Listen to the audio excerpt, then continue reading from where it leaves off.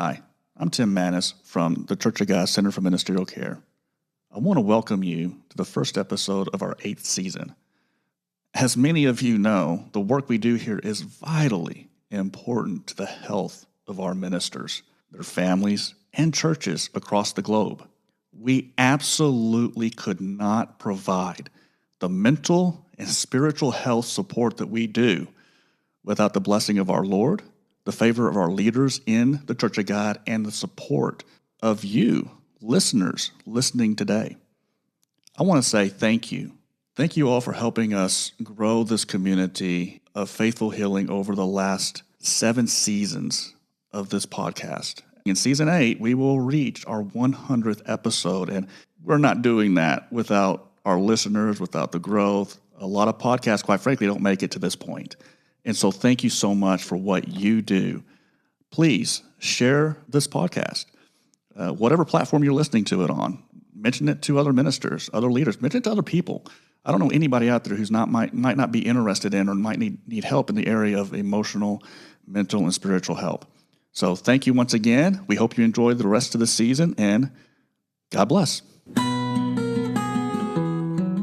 Welcome to Pastoring on Purpose, the official podcast of the Center for Ministerial Care.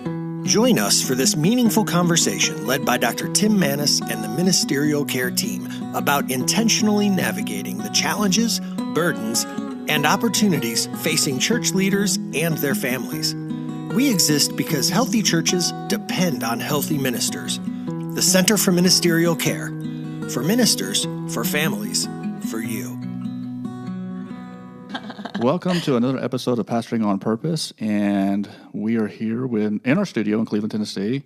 I am Dr. Manis here, and I am with the Professor Jeff Sargent. Jeff, say hello to everybody. Hello. It's good to be back, and good to be back in the studio again. How have things been going for you here at the Center of Ministerial Care? You know, it's been good, busy. We've got to the part here in Cleveland where you experience 4 seasons in one day, and so you got that going on. But other than that, we're doing great. And some sickness a little bit, but other than that, we're good. Well, busyness, though, is good here in this particular office because that means there are people who are reaching out and getting help, right? Absolutely.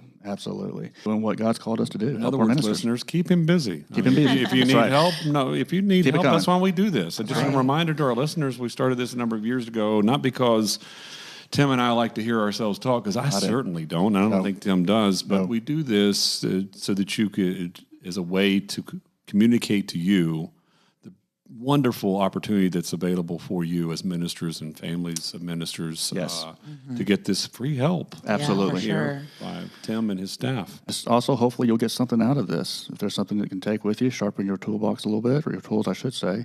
I'm relying more on our guests today and our other guests, because you and I, we just do the best we can with this, right? We try. They make it sound good. Speaking of guests, today we have Sussy Hunter with us. Sussy is the co-lead pastor of Hill Creek Church in Swartz Creek, Michigan. Originally from Long Island, New York, Sussy attended Lee University, where she earned a bachelor's degree in intercultural studies.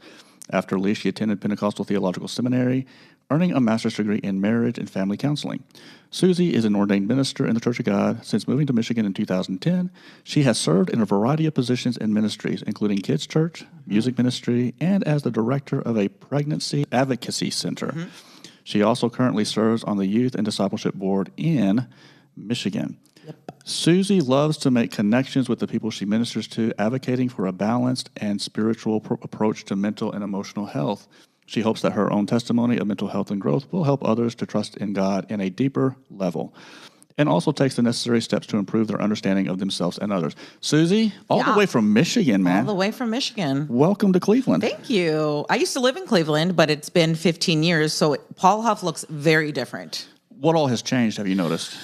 Everything. We probably have some more restaurants, I'd imagine. Where's Denny's? Where's Waffle House? No. That Denny's has been a couple of different restaurants since you were here. So, it's been a little while. I didn't even know where we were at the hotel. I was like, isn't this where our friend used to live? And Wes was like, yes. So. And apparently here in Cleveland, if we want a new restaurant, we're going to put it on Paul Huff, because everything has been wedged into one area. We've got a wonderful variety of restaurants, but they're all on Paul Huff, it seems like. Well, we packed the rest of it. 25th Street has been packed for a long time. That's true. Keith Street. where else are you going to put them? Welcome back down south. Thanks. Today we're going to be talking about mental health, asking for help, and some stigmas that go with that. And so Susie has a wealth of experience, knowledge. You're not going to want to miss this episode. We're going to take a quick break. We'll be right back right after this. The Center for Ministerial Care provides professional counseling services for Church of God ministers and their families free of charge. We're here to help with marital or financial stress, burnout, depression, loneliness, grief, or any challenge that you might be facing. If you're a pastor in the Church of God who could benefit from professional, confidential counseling with a Pentecostal perspective, we want to help. Visit ministerialcare.com for more information. Welcome back to this episode of Pastoring on Purpose. And Susie, let's just go ahead and dive right into the subject matter here. Kind of share with the listeners out there today a little bit about your story and why are you so interested in mental health? And we'll just kind of go from there. Sure. So I've always known that I've been different. I remember even in like elementary, middle, high school, people would always have that, comment, cannot sit her next to anyone because she's always talking in class, right? Like that was always the comments. So you're always getting in trouble? Always. Okay. But not bad trouble, just chatty trouble. Yeah. Right? You just like to talk. And so they would always pair me with like the new kid. Because I always would help them out, show them where the new class was, where we're going, tell them where we're headed for the day. So that was my job, was always helping the new kids. But even in high school, I remember like, that's moody time, right? We're supposed to be moody and all that. And people would be like, why are you so happy this morning? I'm like, I don't know. I just have tons of energy. And I'm thinking, it must be Jesus. I always knew that I had like extra energy that like most people didn't have. I didn't think anything about it, I always knew kids who were labeled as such and they were in special classrooms and took medicine and all this stuff. And I didn't ever think that I was that bad, right? That I needed to be put in a special classroom. Just always got those little notes. Always talking in class or doesn't pay attention sometimes or has a hard time letting go of things or, those kinds of notes. But as I got older, I had friends kind of say, because I went through the marriage and family counseling during seminary. And, you have the friends who try to Dr. Phil you, right? Mm-hmm. And like tell you what you have and what you don't have. And so they start putting those ideas in your head and you're like, what? Like I might have ADHD. That's something that I've never even thought about. As I got older, I'd ask, like I remember very distinctly in 2019 asking a doctor like, hey, can I get tested for ADHD? And at that point, my daughter was 7. So like I'm a full person, like a full grown person at this point. And he was like, can you read a book? And I was like, I mean, I guess. And he was like, then you don't have ADHD. And I was like, but can we find out though? And he was like, no, you're fine. And one thing that we know now is that 3 strikes you're out. I'm a woman, a woman of color. At that time, I was still trying to get pregnant with a second child. And so if you're doing any of those things, it's obviously hormonal. You don't have any issues. It's all in your mind. Wow. Yeah, it's sad that you had to go through that. And so, but that's what you were met with. Yes, a lot. And that wasn't the first time I tried to seek help. I also asked kind of growing up for help. And no one really wanted to dig deeper. Mm-hmm. I knew there was something wrong, but so I grew up in the Church of God, Spanish Church of God. Okay. So very strict, children seen, not heard, kind of how the American Church of God was 20 years before I was born. Gotcha. That's kind of what I was brought up in. And so I learned to mask very early on. So you keep your mouth shut and you obey. Mm-hmm. And so I was a very compliant child. I learned ways to cope with being able to sit for an hour. Like this is what really pushed me to seek help in the last year and a half. My husband is a pastor and he teaches Wednesday night class and it's only an hour long. That's it. It's only an hour long of sitting. And for a 1 hour class, I would have to bring 2 20 ounces of water and 3 pieces of candy. I could drink the water freely. That wasn't a problem. But I had to start my candy at 7:45. And then if I was still like, okay, I want another piece, then I'd allow myself a piece at 7:55. Mm-hmm. And then if I was still like, okay, then 8 o'clock, because sometimes it goes over 8, right? Like it'd be like 8:05, 8:15. When the Holy Spirit really starts to move, right? Right. On Wednesday night class, right? And so I would have to like prepare every time I went anywhere. And it was exhausting. Yeah. It was exhausting because you can't shake your foot because somebody else next to you might feel that. Mm-hmm. And you can't get up and walk around because that's distracting. That would be kind of weird. And you can't like fidget with a toy because then you're a grown person. Like, why are you playing with toys? So I just drank water. I would drink 40 ounces of water in a 1 hour sitting. And like, that is kind of how I coped. Taking a sip of water every time I felt like moving around. Or you can't pop pens either because those make sounds. Yeah. So like there was just quiet things that I had to do that I taught myself over the years. And it is a lot of work. You know, with that, do you ever feel like you were kind of conditioned to always just make sure that you're not bothering somebody else? Or 100%. So it was always about someone else and never really about thinking about what it is that maybe you need. Correct. And so I'm one of 4 kids, right? And I'm the third one. But my little sister's 5 years younger, so she's really kind of an only. So I was kind of the baby. And so I already felt like I got special attention. And so I wasn't allowed to have that. So I just kind of would play that down, right? Like you just kind of try to blend into the back, but I knew that I was different. I always knew that I was different. And people saw that like, I don't know, it wasn't a bad thing. I feel like they thought that I was like special. And I kind of thought that too, like, oh, well, you guys aren't like this, so I'm special. With that, like again, teacher's pet always, but you just try to like not make the other kids feel bad. No, I was thinking about a comment you made early on that you didn't know that you were that bad, is what you said, or that bad off, or your issues. And then you've gone through and talked about throughout your life, or at least your childhood and into adulthood, how you've done self-management or self-regulation. And I think it's interesting. I think many people don't realize when they have some type of mental health issue, even though it hasn't been diagnosed or identified, it's normal for them. And so often not just the individual normalizes it because it is their only perspective on themselves, but the family surrounding them will do it and make it normal, right? Or say that's the way Susie is. Correct. Give Susie an extra piece of candy or whatever she needs to do. And so what I want to know is, okay, how did you come to the realization that, hold it, all right, this is not normal, or at least I need some assistance, I need help? In July 2 years ago, one of my friends, her birthday is today, her name's Erica, and she and I are very much alike. And she said to me, I started taking medicine for ADHD, I started taking medicine for generalized anxiety, and I was like, you take medicine for that? Yeah. And she was like, yeah. And it has like changed my life. And I was like, well, like you can take medicine for that. And she was like, yeah. And I can, because I told her, I was like, I can't drive more than 15 minutes. I get sleepy on the road and it's terrifying. I thought that was just a me thing. I thought maybe it was like an anxiety issue that I had. And so driving is just scary. And so, but really the fear was that I'm going to fall asleep. That was the fear the whole time. And she was like, yeah, I used to be like that too. And now I'm not like that. I'm like, you can fix things like that. And so that made me start questioning again. Because again, I had been questioning a long time. And then they said, no, you're fine. Yeah. And so you kind of just say, okay, well then one of my other friends, she from the Advocacy Center, she got me an appointment with the Genesee County, which is Flint is the Genesee County. So that's not the best area in Michigan to be having testing. So I had to jump through like 7 hoops to even see anyone. First, you have to do a screening on the phone. Okay. And then you're allowed to come sit in a room for 3 hours. And then you can see someone. And then they send you to a therapist. And then the therapist sends you to someone to potentially find out if you need meds. Wow. And so like all of these hoops you have to jump through. And I'm like, if I didn't really need this help, I would have given up on this. Mm-hmm.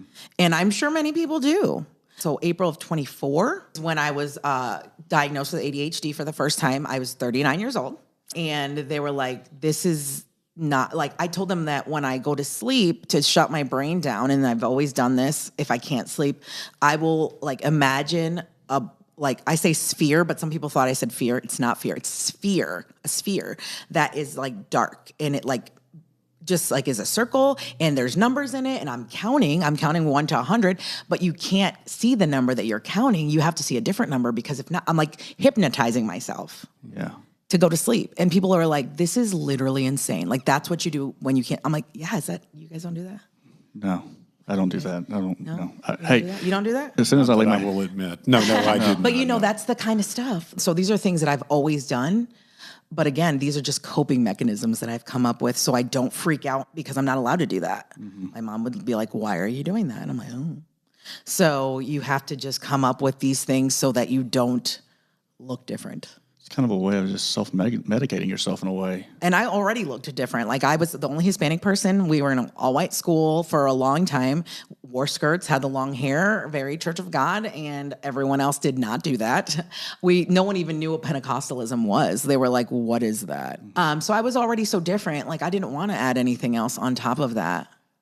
Going through that, and I can't help but ask this as a counselor myself is, how did you feel? I mean, looking back on that now, to be able to kind of self-actualize, just being different and being shut down and being, just kind of passed off to the side. You're okay. Everything's good.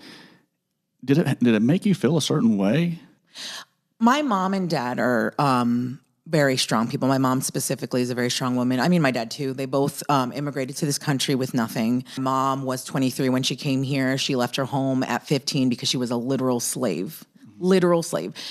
She did not know she was a slave. She just thought she worked for these people just like her family did.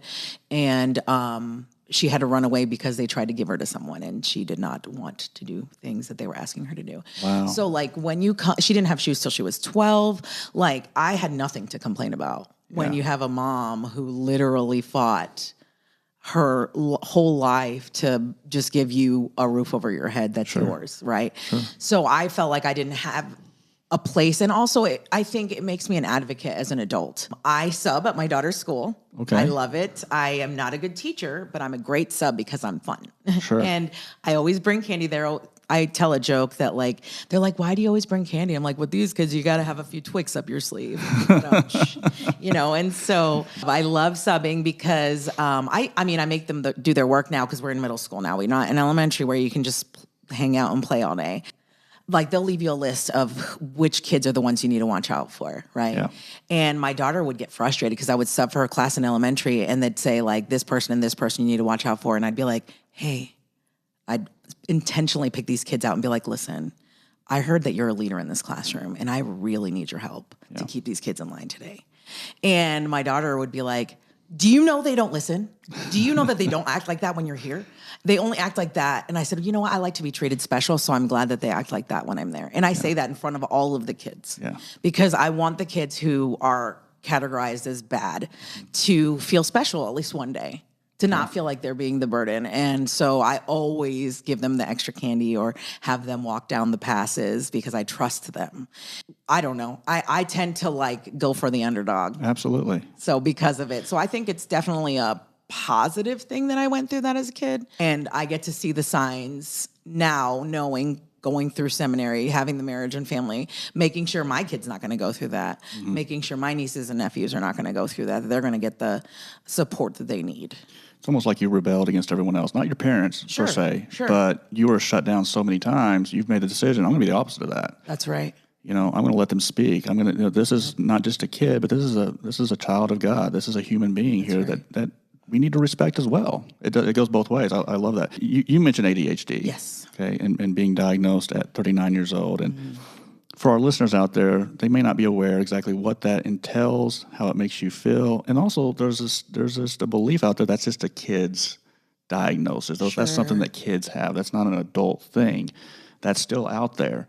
Kind of share with our listeners out there about ADHD and kind of give us an insight as to what life is like with ADHD. Well, I know that there's like a lot of different people that handle it or deal with it in different ways. But for me, I get really sleepy when I'm not stimulated. That's like one of the big things. Like if you're not, that's why driving was so scary for me, because driving is the same thing. You're driving, you're seeing the same pavement, you're seeing the same cars for hours. And so I'd get sleepy on the road, and that's scary. The worst thing for people with ADHD is boredom. Right. Literally. And so I was always go, go, go. Yeah. We were always doing something. And my husband is an introvert, so that doesn't always work. Okay. So I can't stay go, go, go when he needs a Monday, right? Monday's our day off. And so a lot of times I'm like, it's our day off. Let's go shopping. Let's go to the movies. Let's go eat.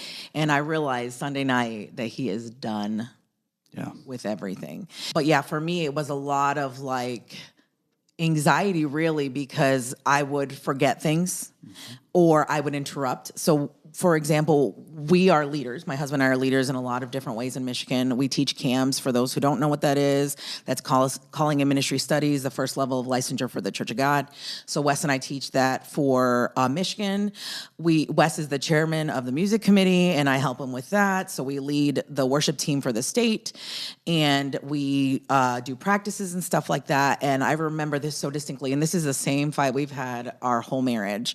Before I was diagnosed, we had a meeting for our worship team, and it was like a whole day thing. And I thought, oh my gosh, this day went fantastic. Yeah. Everyone did so well. The practice went so well. And I was like, what did you think? How do you think it went today? And he was like, I felt so disrespected. Okay. I felt so disrespected today because you were like interrupting me at every angle. And I was devastated. Yeah.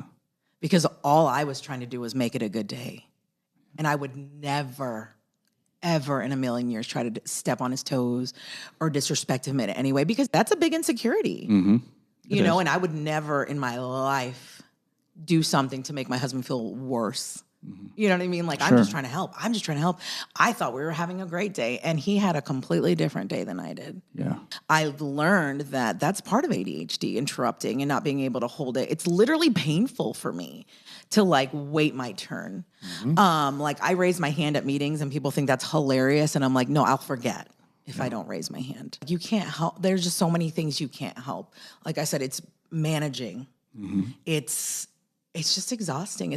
For me, it was exhausting to have to manage, to make sure I had this, and I have to limit myself to things. For example, if I have a 12 pack of soda, you can only have one a day, or else I will have them all.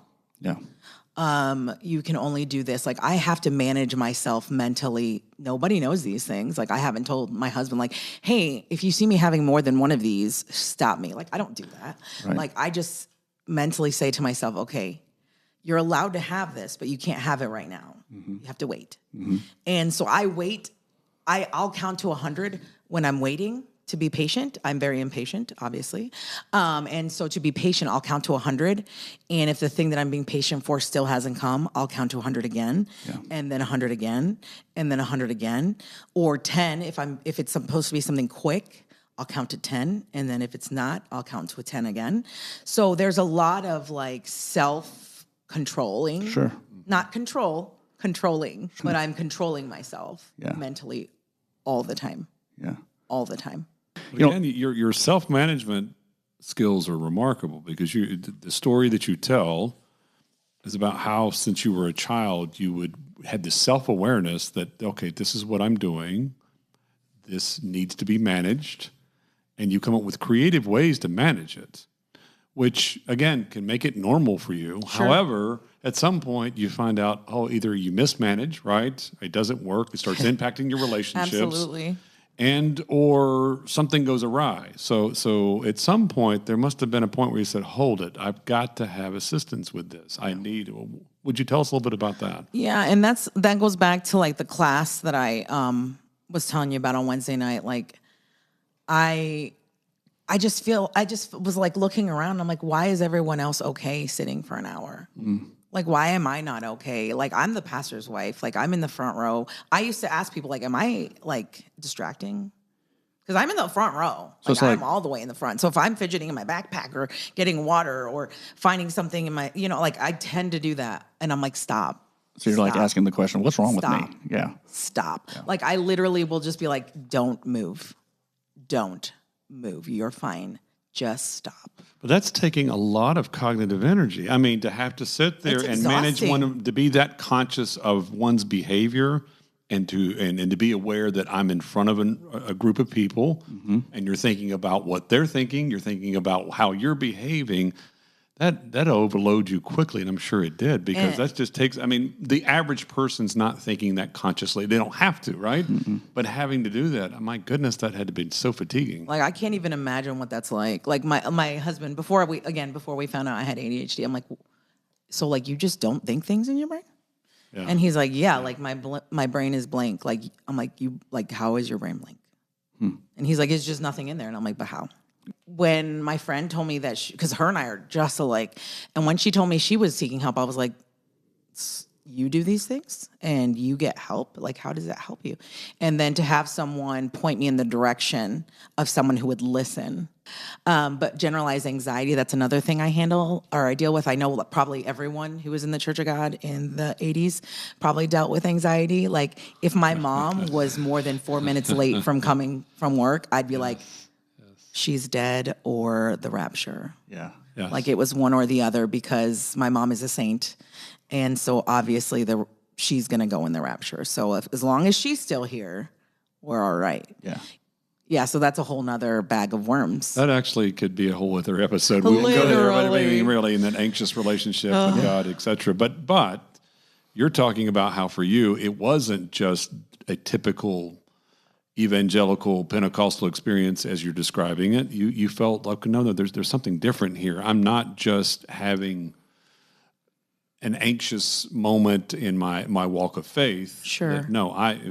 You're looking around and you're seeing my family, my friends, hold it. They're not dealing with things like this, right? Correct. And that's when you begin to realize, hold it. There's something else going on here. Yeah.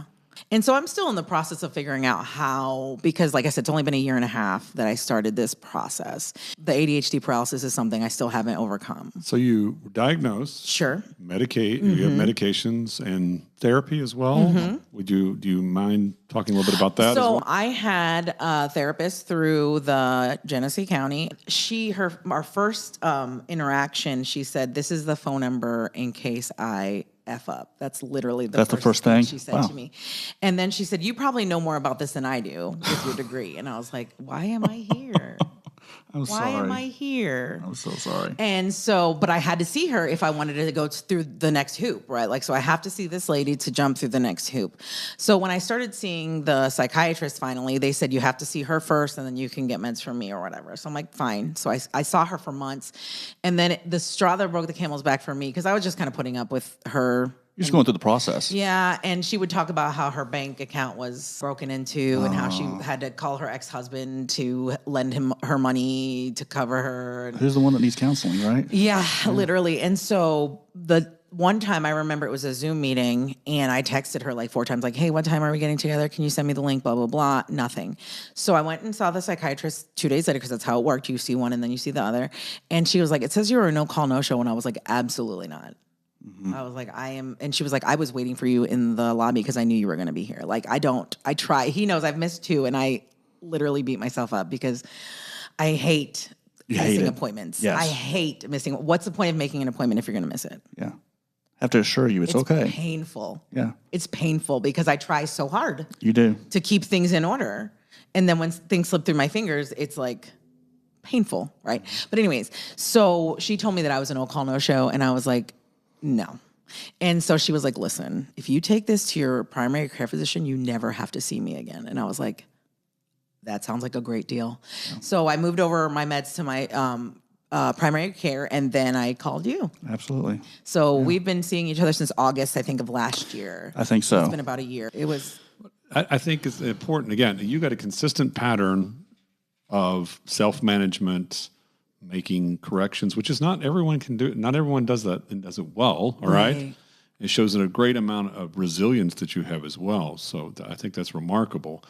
But knowing here that the medication wasn't sufficient, and even though you didn't have the best experience with it, your initial step into therapy, you didn't give up. Again, that resilience. I love that. And in reaching out here to Tim at the Center for Ministerial Care, and you're coupling what everyone should do if you're going to take medication or be diagnosed and prescribed medication, that you couple that with therapy. All right. Unfortunately, in our society, and yes, I'm going to go off on a little editorial here, but in our society, go for it.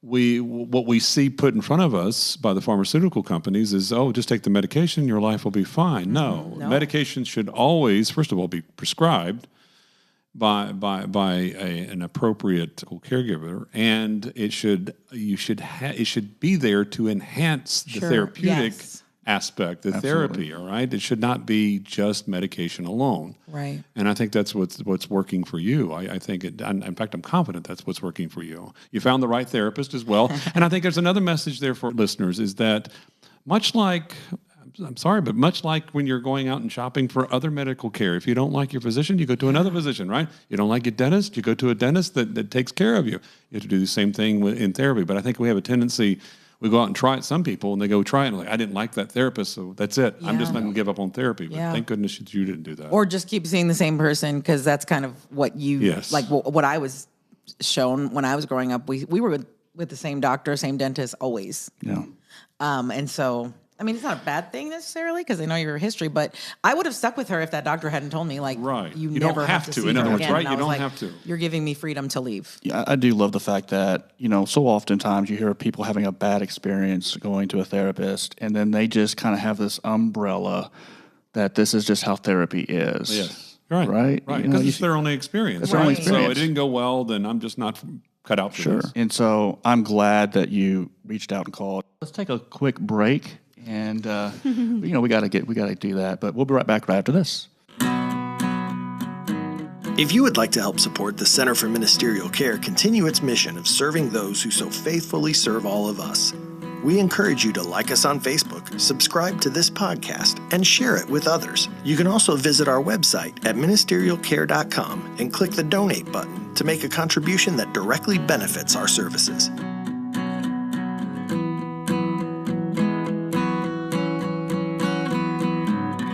Welcome back to Pastoring on Purpose, and you're listening to Sussy Hunter, who is with us today as our guest, and sharing her experience with ADHD and how she has been perhaps perceived or looked at or treated as a kid, and having to kind of come up with healthy coping mechanisms, if you will, on your own. I don't know if they were healthy or not. Well, they were mechanisms. They were mechanisms. Some perhaps healthy, some perhaps unhealthy. Yeah. And then we were kind of getting to the part where we were talking about your journey with therapy, and which led you to us, which I'm so glad that you called. And it really is a joy and honor to work with you, quite frankly. I just have to say that. I appreciate that. And let's kind of go into this a little bit, because you do have a generation, and I don't know if it's generational, I don't want to say that, but maybe it's a cultural thing within the church that if I'm taking medication, I'm not having enough faith. That if I just get to the altar and let God take care of it, and I need to really rely upon God, we have made medicine into this evil entity. I understand to a certain extent, because, yes, it is abused, as you were referring to, Jeff. Yeah. It needs to be taken in moderation. It needs to be prescribed by... it needs to be controlled. It needs to be controlled. And it should not be your only treatment. And it should not be your only treatment. That's exactly right, as you are aware of and you're getting therapy for. And so, but what do you say to those out there that say, it's either one or the other? Like, if you're taking medication, you're going to the doctor, you just need to have a little more faith. I actually saw a quote, and I took a picture of it because I thought it would be so appropriate for this. It says, you shouldn't have to choose between faith and therapy. I just thought that was so good. So I believe in God, right? I'm a pastor's wife. My husband and we took a huge leap of faith. We left our comfort here in Cleveland, working 3 jobs each, because you do that when you're in college, because you only can find part-time jobs. Yeah. And so we left Cleveland to move to Michigan. Michigan is beautiful, but we took a leap of faith going there. We had no money. We were 25, just married, no kids at the time. And we were promised a certain amount of money, knowing that we weren't going to get it, because they were like, that's just what we want to get to. We never made it to that. At the 5 years that we worked there, our pay was $200 a week when we first got there, and we were expected to work full time, and our rent was $800 a month. Goodness. So I don't even know how we made it. I remember, I wear glasses, for those of you who don't know me personally. I wear glasses, and I remember as a kid, I have had glasses since the 3rd grade. And I remember 3rd grade, 4th grade, 5th grade, elementary time, on several occasions, I would pray and believe that I was going to be healed, my eyesight was going to be healed. I believed it. And so I would pray, and then the next morning I was like, okay, it wasn't instantaneous, so it's going to be this morning. And then it wasn't this morning, so it's going to be this afternoon. And it wasn't this afternoon, so it's going to be tonight. And for days I would just not wear my glasses, because I knew that I was going to be healed. The childlike faith, yeah. And I wasn't. I just wasn't. And so I had LASIK years later, and that didn't heal me either. I still wear glasses. I mean, my eyesight's a lot better, but I still wear glasses. And so there is no ABC to God, right? He does say if we have faith of a mustard seed, but sometimes he uses our illnesses to encourage others, right? I believe that there are people who have mustard seeds of faith. I believe that because that's the tiniest amount, but I also believe God uses everything for his good. Amen. And I wouldn't be here if I hadn't gone through all of that as a young person, and I wouldn't recognize it in my own child, and I wouldn't recognize it in the kids that I help. Because I went through those things, I can advocate for others. You were saying about how, like, most people, if they went through this, they would be quiet about it. I am one of those people who, like, if I find a tank top that I love, I'm like, everyone buy this tank top. This is the best tank top that ever existed. You need this tank top. It will change your life. But I don't do that unless I really believe in things, right? And I really believe that therapy and being medicated has changed my life. Yeah. Okay, guys, listen. So I've been married for 17 years. I thought I just didn't read. Like, I just haven't, like, I'll start stuff and then I'll never finish it. In September, I read 5 books. Really? And my husband was like, I don't think I've ever seen you finish 1 book. And, like, I just hadn't tried again because I knew I couldn't do that. Mm-hmm. And so I was like, you know what? I'm just going to read a book. And I finished it in a weekend. And I was like, how did I finish a book in a weekend? Like, even books that I enjoyed before, I would read to, like, almost the end and then I'd never pick it up again. Yeah. And so these are things like, okay, so I work in the office at the church. I have a list of things I need to do. I can get things done. Like, it's not that it has changed who I am as a person. It has organized my mind better to be able to do the things that I was putting off or couldn't do, or even driving. Yeah. You know, like, that one was a game changer for me. Yeah. Like, I can drive more than 15 minutes and not cause a wreck. You're taking medication, you're going to therapy, you're finding ways to even on your own, to cope in a healthy way, right? And I'm sure you've done some research on that as well. And it hasn't hurt your faith. It doesn't mean that you're not a good leader. It doesn't mean that you're weak or something's wrong. As a matter of fact, it's quite the opposite. It has made you a better leader. 100%. You are no longer riddled with anxiety, racing thoughts. No more. Right. You're getting back in control of your life. Just being able to drive is huge. Huge. And so a better leader, a better spouse, a better mom, you name it. I definitely feel that way. I have, close friends who are in my leadership at my church, and I'm not shy about going to therapy or being medicated. And they're like, the fact that you even are willing to talk about mental health is so encouraging. And still, like, it's not a cure-all, right? Like, that's why we go to therapy. Right. It's not a cure-all. Medicine does help me. It definitely takes the edge off. But it's not everything. Mm-mm. And you're still going to have anxiety. Yep. And anxiety is a normal thing, right? All of us have it from time to time. Sure. And so we've talked about how we view medication in the church, or how some have. And Jeff, you work alongside, obviously, college students. What do you see the viewpoint? How do they look at medication, ADHD in general? Kind of give us an idea of what they say. Based on my experience and my knowledge about Gen Z and Gen Alpha, you can contrast it with this other view that we've presented here, right? And so the traditional view, one that I grew up with, part of the church, etc. This view that if you need some kind of help, it's because you lack faith. If your faith will become stronger, then you won't have these problems. Well, let's contrast that with Gen Z and Gen Alpha, who they don't see it as a stigma. They don't see it as a lack of faith. In fact, there are those that are looking for their own mental health problem because it becomes an identity badge, all right? Yeah. It becomes a part of their personhood. So this is just my ADHD, and you've got your ADHD. Everybody's got ADHD, or they've got PTSD, or they've got an anxiety disorder, which is unfortunate because, yes, in some ways that's positive because it's not as stigmatized. However, not everybody should and can be diagnosed with these disorders. Right.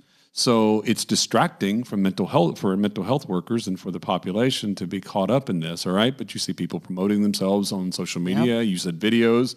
Hey, let me just talk to you about my disorder. Well, I don't think it should be glorified. Sure. And it shouldn't be worn like a badge. And I want the listeners to know today that if that's the way you're interpreting what Sussy's doing, she's not doing that today. Mm-hmm. She's doing this to share, to give God the glory for what he's done and provided for her and to encourage you, all right? But we do see this in the younger generation because it's hitting them at an age where their identity's just developing. So we're looking as they're exploring for their identity and looking for markers for their identity.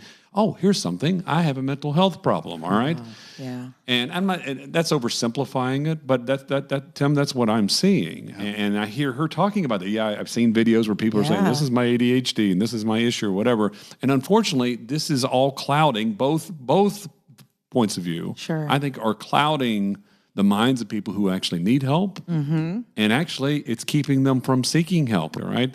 So it's been great today to hear you talk about your own resilience that God has given you, your own God-given ability to manage yourself. However, recognizing I've prayed for my vision and God did not miraculously heal me. He's capable, but he didn't. Yeah, absolutely. I've prayed for my help, my mental health, and God has provided for you, all right? Mm-hmm. That's what we celebrate today, all right? Yeah, absolutely. And again, advocacy, right? Like fight for yourself. I was so used to being compliant to doctors, dentists, whoever. And so when I asked and he said, you don't have anything wrong with you, you just are like, oh, okay. You just take it. You're the guy, you're the professional. So obviously you're correct. And then like, I remember when I was jumping through one of the hoops, the one lady was like, and you've never been medicated? And I was like, never. And she was like, Like they were astonished that I've made it this far in life. Mm-hmm.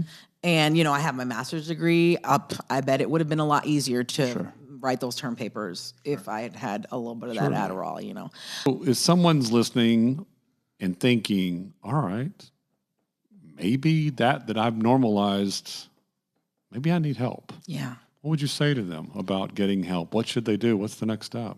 I would say first reach out to your doctor. I would say reach out and say, hey, I've been having these questions about like mental health and I wonder if I should see someone. Your doctor knows you the best, right? Like your doctor, hopefully, if you've been with your PCP for a long time, they know you're the best. And they also would have a good suggestion for you if you want to seek therapy. And just because you seek therapy does not mean that you need to be medicated. Right. Some people may just need someone to listen or someone to offer some suggestions to cope, right? Like I said, I count to 10 a lot because I'm impatient. Impatience is probably my number one struggle. So I would just say like seek your doctor first. Talk to your doctor first about your needs, pray about it, see how you feel about it. How God feels about it for you. Because, some people may feel a certain conviction about it and they may be right. Like it may not be for you. Sure. But I would pray and see what God says about it for you. And then I would seek help from my doctor and then ask my doctor for a suggestion for a therapist. And if you don't like your therapist, find another one. But that's what I would do. I would go that route and they may suggest you need meds, but I wouldn't push that. I didn't push that. That's not what I was trying to do. I mean, I'm grateful for it and I'm grateful for the therapy that I'm able to have, but don't just go out there being like, hey, I know what I have. I have ADHD. Don't do that. So just go through the process. I know there's a lot of hoops you have to jump through, but if you really feel like you need the help, it's worth the jumps. And if you're not if they say you're okay, and you don't need medication, great. That's great. Praise God for that. Yep. Well, it's an honor to have you all the way from Michigan. All the way from Michigan. That's right. But it is great to have you, and you've also got your husband here. Yeah, I got to meet your daughter, and just a wonderful family. We hope that you enjoyed this episode, and if you're listening and you are struggling with anxiety, there's a lot of stressors out there in this world today. Don't be afraid to reach out and ask for help. You hope that people that could come to your church are there because they're seeking help. Because all of us, I don't care who you are, I don't care what kind of leadership position you're in or how high you are in leadership, all of us need help. And there's something beautiful about that communal aspect of helping one another. And so please, don't be afraid to call, reach out. If not us, call someone locally. Go see your medical doctor, as Susie was suggesting to. So, as we finish this episode, for myself, for the wonderful Professor Jeff Sargent, for our producer Ryan, who always makes us sound good, for Susie, and for myself, this has been Pastoring on Purpose, and we will see you next time. God bless.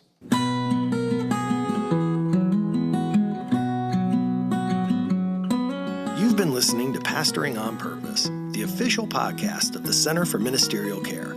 Join us next time as we continue our purposeful progress to becoming better pastors and better people.